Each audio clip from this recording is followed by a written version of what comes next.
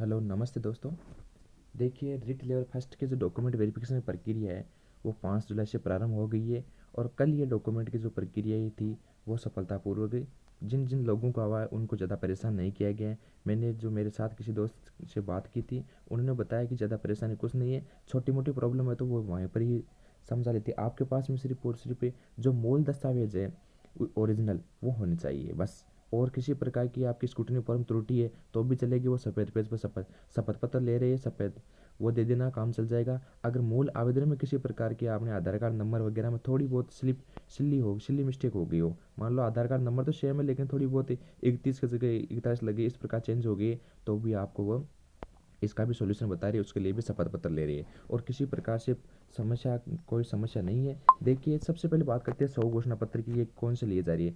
जो को ये 100 घोषणा पत्र है ये दोनों सेट में ओरिजिनल लिए जा रहे हैं। जैसे विवाह से संबंधित है, संतान से संबंधित है, धूम्रपान से संबंधित, ये आपकी लिस्ट में क्या होने चाहिए, ये सभी है ना चेक। जो 100 घोषणा पत्र है जो 7 या 8 लगेंगे जो क्या होने चाहिए, सभी ओरिजिनल होने चाहिए। ठीक है, ये सभी ओरिजिनल लग रही है। इसके बाद यहाँ पर बात करते हैं 100 घोषणा पत्र है। देखिए ओरिजिनल कौन से होंगे, जो हाथ से फिल कर रहे होंगे वो होंगे। ठीक है, इसके बाद यहाँ पर बात करते हैं कि इसकी चेकलिस्ट की। ठीक है, चेकलिस्ट की बात करते हैं तो चेकलिस्ट के अकॉर्डिंग इन पॉइंट को देख लेते हैं। देखिए ये जानकारी मैंने किसी भाई से पूछी, उसी से टाइप करके मंगवाया है। उन्होंने बताया कि सबसे पहले आपके क्या पास में क्या होनी चेकलिस्ट होनी चाहिए। चेकलिस्ट के बाद में मूल आवेदन, जो आपने रिट का लगवाया था मूल आवेदन, रिट वाला मेंस वाला। ठीक है, और इस मूल आवेदन के अंदर आप जब स्लिप के अंदर जो अपनी जो स्लिप है उसमें अपनी जो पैसे भरोगे, मतलब आपने कितनी फीस भरी थी वो फीस है वो इस मूल आवेदन वाली ही भरनी है आपको। ठीक है, दूसरी बात ये के लिए। तीसरी बात, विस्तृत आवेदन अटेस्टेशन फॉर्म कौन सा लगे। इसमें अटेस्टेशन फॉर्म यदि आपके पास में दोनों ओरिजिनल है, अगर आपने दोनों दो ओरिजिनल बना रखे तो ओरिजिनल लगा देना है, या फिर क्या कर सकते हो आपको इनको 100 प्रमाणित करके ओरिजिनल लगा देना है, या फिर क्या कर सकते हो अगर आपके पास में एक है तो ऐसी सिचुएशन के अंदर भी आपको क्या करना है, एक फोटोकॉपी निकलवा लेना है। ठीक है, एक फोटोकॉपी हो जाएगी। ठीक है, वो चल जाएगी। ठीक है, इसके बाद में आधार कार्ड, इसकी फोटो होनी चाहिए, इस पर रोल नंबर आपके और एप्लीकेशन आईडी लिखे होने चाहिए और 100 प्रमाणित होने चाहिए। ठीक है, इसके बाद में 10वीं की मार्कशीट है। कुछ स्थानों पर 10वीं की जो मार्कशीट है वो दोनों तरफ से, मतलब पीछे जो निर्देश दे रखे है उधर से भी और सामने जो 100 प्रमाणित है जो प्रमाणित कर रखी है, दोनों दोनों स्थानों से क्या क्या टू कॉपी मंगाए रखी है। ठीक है, लेकिन कुछ स्थानों पर एक जगह ही चल रही है। ठीक है, तो आपको रिस्क नहीं लेना है, दोनों दोनों तरफ से इसकी क्या करना है, टू कॉपी निकलवाना है और साथ में क्या करना है, इनको 100 प्रमाणित कर देना है। ठीक है, इसके बाद में 10वीं की बाद में जो 10वीं की बात होगी, इसके बाद में 12वीं में भी यही काम करना है आपको। इसके बाद डीएलएड है, इसमें डीएलएड की जो क्रम संख्या है, जो डीएलएड है जैसे कि ये फॉर्म 7 नंबर पर आ रहा है। इस जो ये बंदा जो जो स्टूडेंट है इसने ये फॉर्म लगाया था, इनकी चेकलिस्ट में 7 नंबर पर आ रहा है, तो इसने इस प्रकार से भरा था 7.1 से 7.2 से 7.3 से, इसमें फर्स्ट ईयर की, इसमें सेकंड ईयर की और इसमें क्या आ गया, डिप्लोमा आ गया। इस प्रकार से इसको क्या किया था, चेकलिस्ट के अंदर फिलअप किया था। ठीक है, इसको लेकर आपको ज़्यादा टेंशन नहीं करने की है। आपको ये काम करना है, जो संलग्न संख्या है वो भी छोड़ देना है, क्योंकि आप जब डीवी करवाओगे तो उसी समय आप वहीं पर भी 1 मिनट लगेंगे, इसको भर लेना। ठीक है, पूछ के भर लेना। ठीक है, कोई दिक्कत वाली बात नहीं है। हर जिले के अलग अलग रूल है, क्योंकि वह ये सिर्फ डिपेंड करता है जो सी डी ओ है वहाँ का डी ओ के ऊपर डिपेंड करेगा। ठीक है, इसके बाद में बात करते हैं रिट 100 प्रमाणित। रिट जो पात्रता का प्रमाण पत्र है वो 100 प्रमाणित है और दोनों तरफ से इसकी फोटोकॉपी निकलवा के ले जाना, ताकि आपको किसी प्रकार की कोई समस्या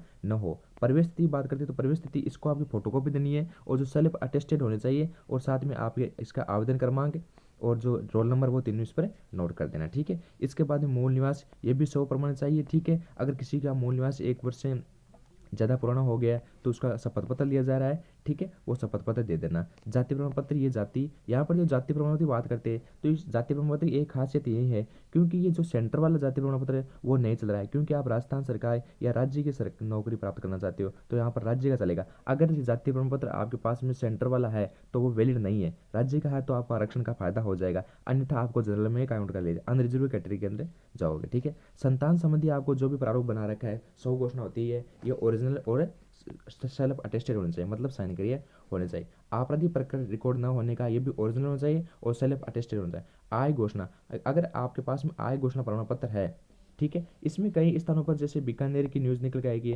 बीकानेर वाले क्या कर रहे हैं कि बीकानेर के अंदर जो भी ये न्यूज़ है इसमें क्या है कि जो जितने भी जो बच्चे हैं बीकानेर से, बीकानेर में जो आय घोषणा दिया है, ये जो अपना मूल आवेदन है कब? 19 जनवरी से पहले का मांगा गया है, ठीक है। मूल आवेदन से 19 जनवरी पहले का मांगा गया है, लेकिन अन्य अन्य स्थानों पर ये बाद का भी लिया जा रहा है, ठीक है। और फोटोकॉपी भी ली जा रही है। कहीं कहीं पर इसको जो दोनों सेटों के अंदर आय घोषणा है वो ओरिजिनल मांग रही है, और कहीं पर क्या है, इसकी फोटोकॉपी भी ले रही है, ठीक है। इसके बाद में शैक्षिक योग्यता के संबंध में ये क्या है, ये एक ओरिजिनल सेट होगा, दोनों दोनों सेटों में आपको ओरिजिनल लगाना है, ठीक है। यहाँ तक बात क्लियर होगी आपकी, ठीक है। इसके बाद यहाँ पर बात करेंगे, देखिए आय है, आय एक ले जाना। अगर आपके पास में एक है तो एक लिस्ट में आपको ये ओरिजिनल डाल देना है, और दूसरी लिस्ट के अंदर क्या करना है आपको, दूसरी लिस्ट के अंदर आपको इसको फोटोकॉपी करके डाल देना है, ठीक है। इसके बाद में अपन जो सबसे ज़्यादा प्रॉब्लम अभी करंट में जो विद्यार्थी है उनको सबसे ज़्यादा प्रॉब्लम हो रही है कि भाई साहब ये चरित्र क्या करेगा थे। चरित्र में क्या करना है, आपका जो कॉलेज द्वारा प्राप्त चरित्र प्रमाण पत्र है,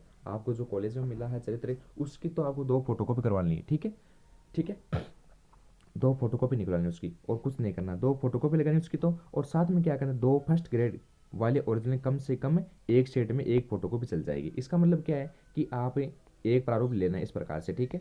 चरित्र प्रमाण पत्र एक का यहाँ पर साइन करवा लेना टीचर का, दूसरे टीचर का यहाँ पर साइन करवा लेना, ठीक है, और जानकारी यहाँ पर आ जाएगी, ये भी चल जाएगा। दूसरी बात, अगर आप अलग अलग बना रखे, एक का यहाँ पर, एक टीचर का साइन यहाँ पर है, दूसरे टीचर का यहाँ पर साइन है, ठीक है, ये दोनों, ये प्रारूप भी चलता है, दोनों में 2 डालने हैं एक शीट के अंदर, ठीक है, ये भी चलेगा। यहाँ पर क्यों 2 साइन हो गए तो एक चल जाएगा ये प्रारूप, ठीक है। लेकिन अगर आपके पास में 4 नहीं है, या मान लो ये आपके पास में 4 नहीं है, तो ऐसी सिचुएशन के अंदर आप क्या करोगे, इन दोनों की आपको 2 कॉपी निकलवाना है, या इसकी एक की 2 कॉपी निकलवा के उसको डाल देना है, ठीक है। 2 कॉपी निकलवा एक सेट में 2 कॉपी चल जाएगी, ये मानना है, ठीक है।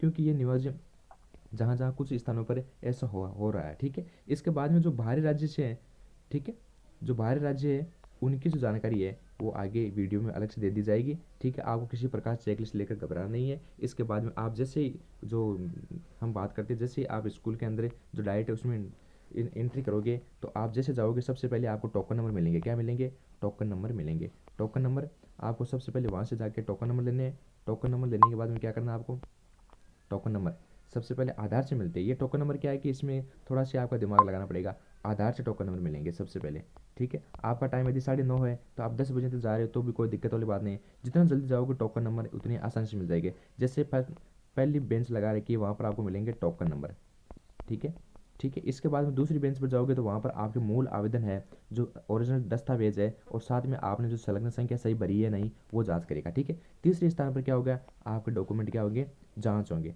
चौथे स्थान वाले इनको क्या करेगा, ऑनलाइन करेगा। और जैसे ऑनलाइन करेगा, आपका जो सारा दर्पण पोर्टल है जहाँ पर आपने लॉगिन कर रखा है, ठीक है, वहाँ पर जैसे आपका डॉक्यूमेंट सत्यापित होगा तुरंत वहाँ पर अपीयर के स्थान पर क्या हो जाएगा, यस हो जाएगा, ठीक है। तो ऐसा समझ लेने का 1 मिनट डीवी कंप्लीट हो चुकी है। कुछ स्थानों पर यह भी बात आ रही है कि बच्चे कह रहे हैं कि जो फाइल है डॉक्यूमेंट किस में ले जाए, डॉक्यूमेंट ले जाए किस में, तो डॉक्यूमेंट कुछ लड़के तो फाइल ले जा रहे हैं, ठीक है। रिकॉर्ड फाइल जानते हो आप, जो अपन धागे से बांधते हैं, वो रिकॉर्ड फाइल अच्छी रहेगी, ये ले जाना साथ में, ठीक है। इसमें आराम से डॉक्यूमेंट को आपको 2 छेद निकालने पड़ेंगे ये मशीन से, और इस प्रकार से इनको लगा लेना है।